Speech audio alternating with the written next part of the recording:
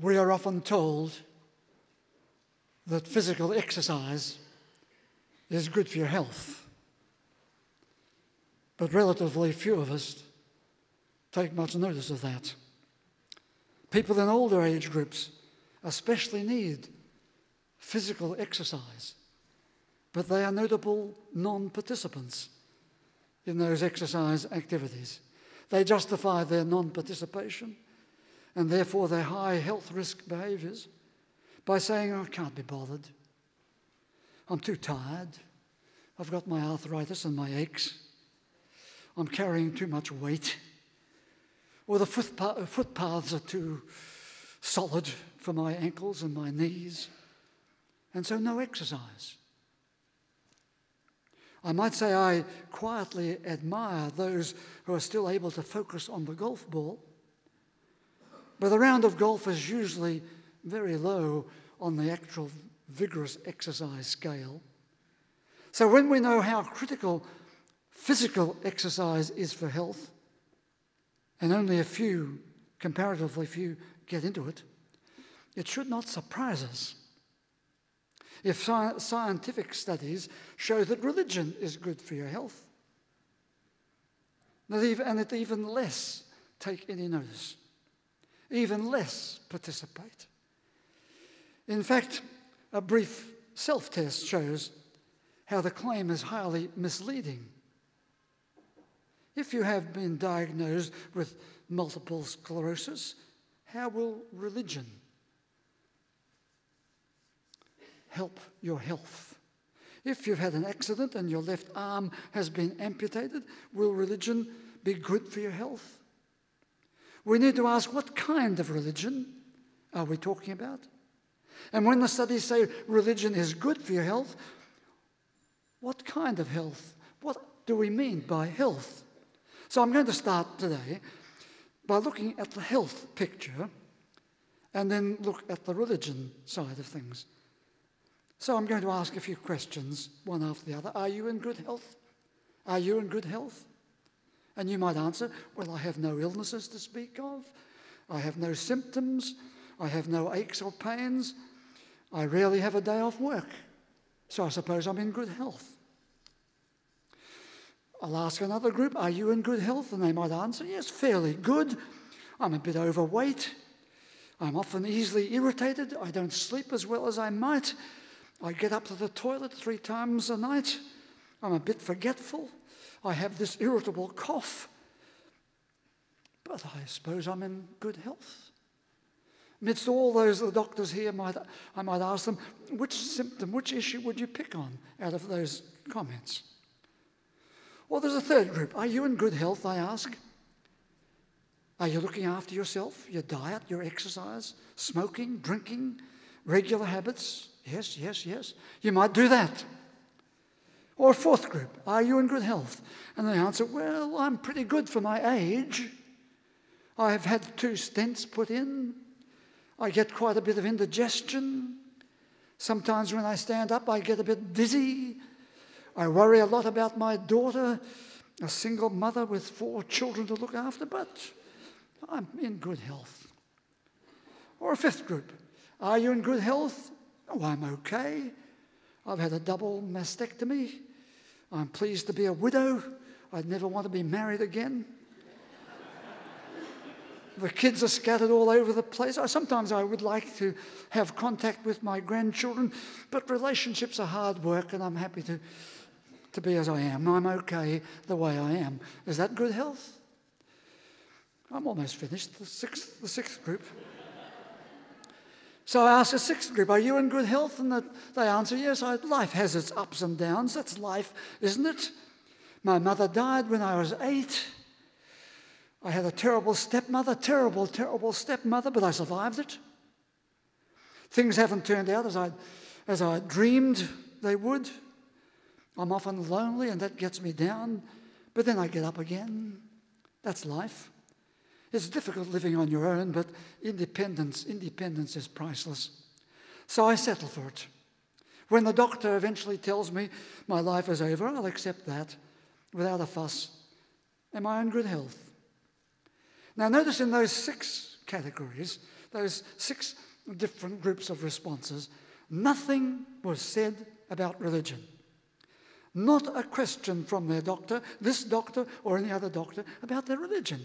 Psychologists, of course, and psychotherapists are terribly frightened to ask the question of religion in case they're thought to be a little bit strange. So why not ask the question, is it so irrelevant to life? Or does the doctor, this doctor, those doctors, all doctors, see the issue of religion quite irrelevant? If religion is good for your health, why is it not mentioned?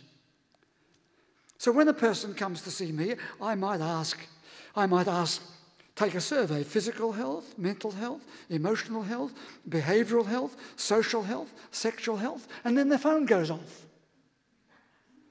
And their blood pressure rises. And I note there is another kind of health, information health, information anxiety, information overload. So I then move to their coping health, their attitude health, their philosophy health, their spirit health. Spirit health, that inner part of us, that introverted part of us. I look to their proactive health. Are they sitters, sedentaries, waiting for someone to do something for them? Or are they proactively looking to a better future? I look to their creativity health and their recreational health and their restoration processes. So when the scientific studies say religion is good for your health, which aspect of health are these studies talking about? And when they say religion is good for your health, what part of religion are they talking? What kind of religion? Well, would you believe it? The studies say people who believe in God are happier and healthier. But I ask the question, you'd understand me asking this question, what kind of God? Where is this God? Is it a friendly, kindly, accepting God? Or is it the judgmental God? What God? The studies say religion is good. It is good for your health because it gives you a sense of belonging to a group. I'll come back to that. Religion is good because it helps us focus our busy minds in the quietness of prayer and meditation. Or religion is good for your health because it gives us a way of coping with stresses better. But some religions have a bad history, don't they? So we've got to ask, what kind of religion are you talking about in these studies? And so, if you like, these studies become less informative and less intelligent, in fact, for us. You see, some religions are very high on guilt and sin, very high on anti-sex in all its forms, sexual preferences right through to sexual behavior of any kind, high on emphasizing our inferiority and our low self-worth, high on judgment from a God up there somewhere, down to the people right into your church group. Oh yes, your church group can be quite judgmental too. Like a pack of dogs, as my advertisement in the Age said yesterday. Like a pack of dogs in an enclosure, church people can quite quickly start tearing people to pieces, unaware of the pain that they leave behind. Read Bishop Richard Holloway's book, latest book, I should say probably ex-Bishop Holloway's book, and you hear how the bishops of the church behave towards each other in a most nasty manner. Read any story of the great piety and colourful rituals of the Catholic Church, the Roman Catholic Church, and then hear them descending to the sexual molestation of young boys. Is that religion?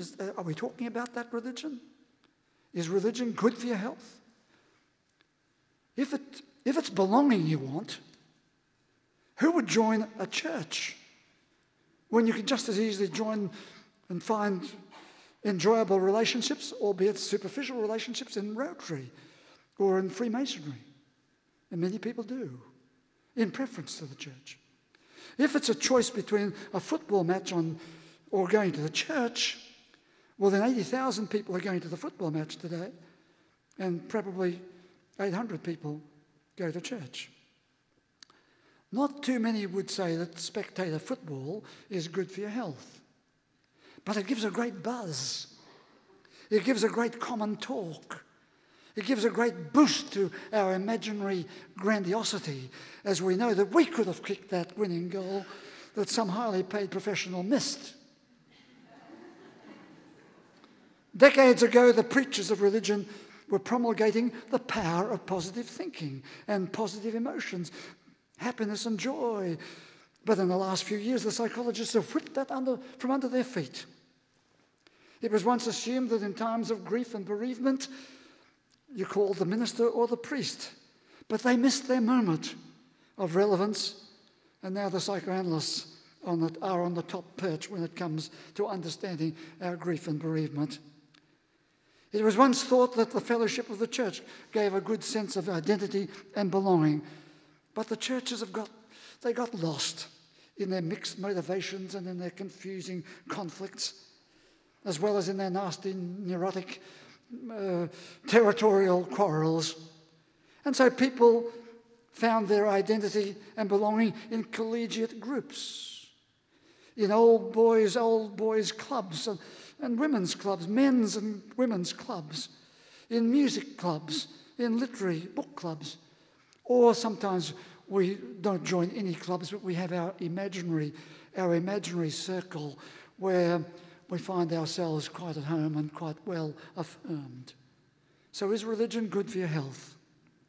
Many will say, I haven't been in church since my father died. His funeral was 37 years ago. I have no need for the church. Others say, I can't remember. We were never church people, neither my parents nor any of my family, so I don't know. I don't know anything about it. Others will say, religion is just a waste of time. In fact, many people in my non-church circles commonly say to me, how do you put up with all that church stuff? That's what they call it, church stuff. The disturbing thing is that people in the church hierarchies and the teaching zones of the church might never hear that question.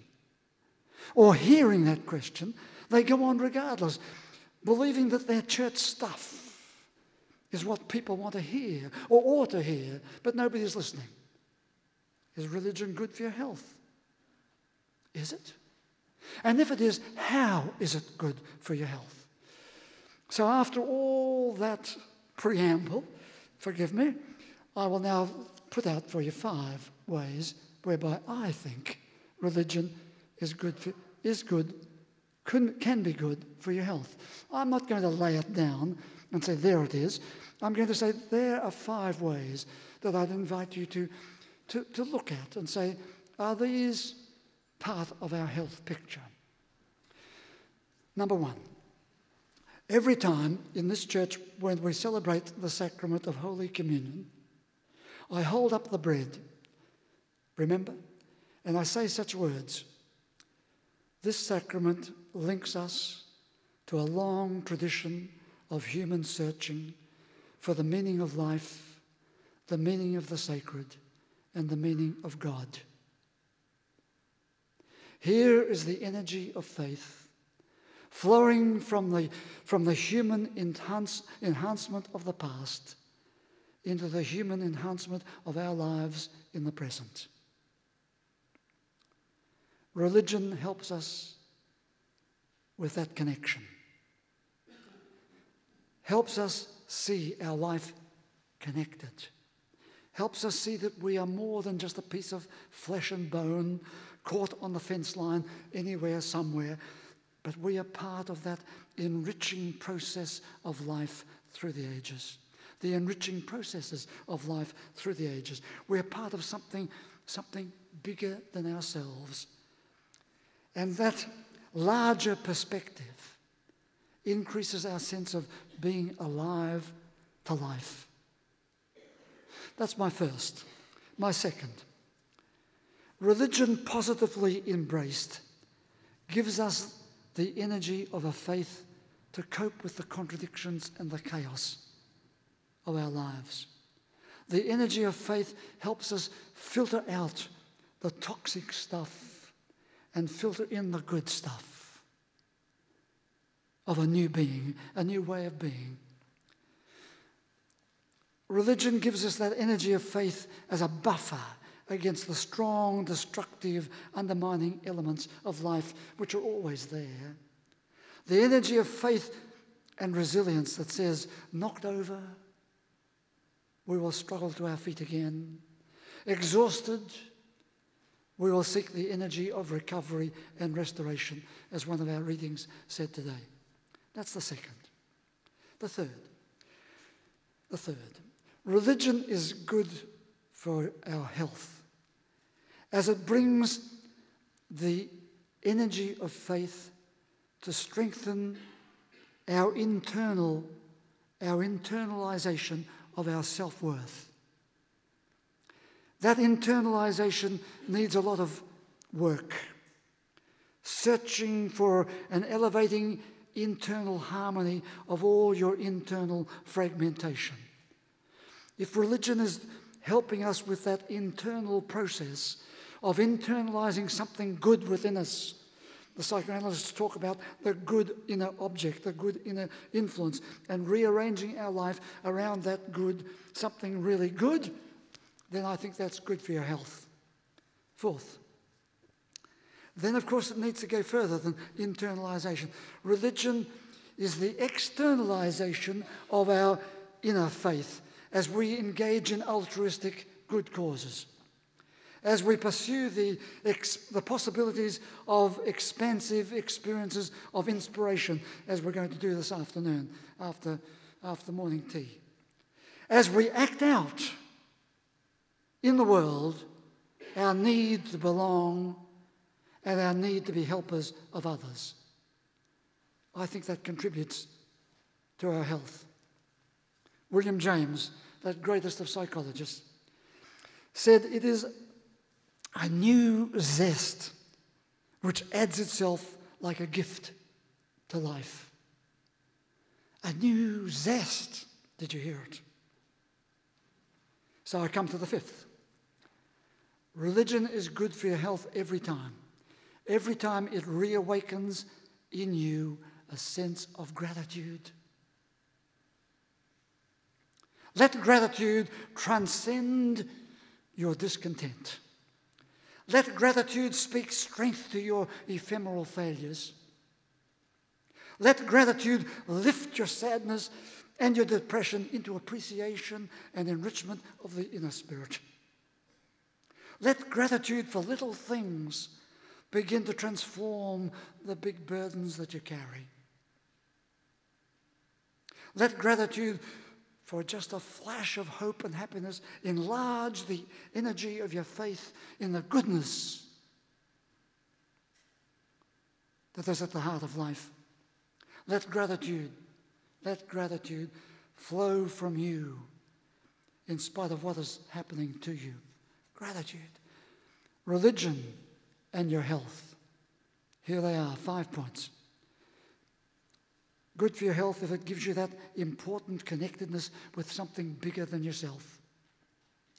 It lifts you out of yourself. It gives you the energy, a good religion gives you the energy of faith, the energy of faith. I'm not talking about all those belief pictures. I'm talking about the energy of faith to cope.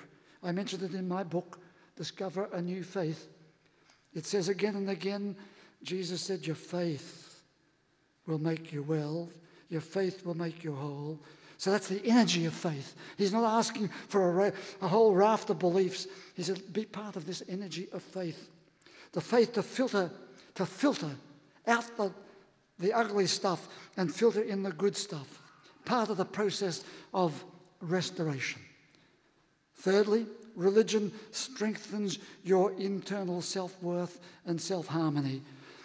If I could just read you a little bit of this book by Dr. William Stewart, a leading specialist doctor in America, who was in this country just a while ago. He says, each of us needs to escape the incessant noise that surrounds us, everyday business, social chatter, and mass media, to create the opening to connect with our inner wisdom. This is where our deep learning takes place. It is our well of inner wisdom that informs us of our life's dreams and guides us towards it slowly and steadily. As we begin to silence the usual din around us and lessen the distractions that keep us from our vital inner work, we will better hear the inner messages that can show us our choices and determine the path to our real healthy lives. Dr. William Stewart speaking there. So religion strengthens that internal searching, that internal wisdom, that internal harmony. And number 4, I said religion needs to become that zestful engagement in altruistic external activity. And 5th, religion can encourage us to the fullest flow of gratitude. You see, the key that opens us all from our fearful and nasty and angry enclosures is the key called gratitude. When you hold that key, you are on your way to a new experience of health and well-being. Gratitude. It brings a new faith in yourself. And it brings a new faith in the possibilities of life's enrichment and life's inspiration.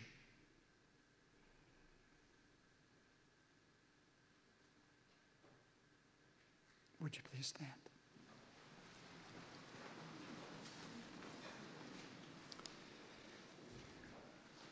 And would you pause for the blessing? May the God you see in all the colours of creation arouse in you a sense of awe and wonder. May the God who is a sacred presence be real to you. May the God who is a source of inspiration and courage keep calling you forward. May your God go with you and bless you today and always.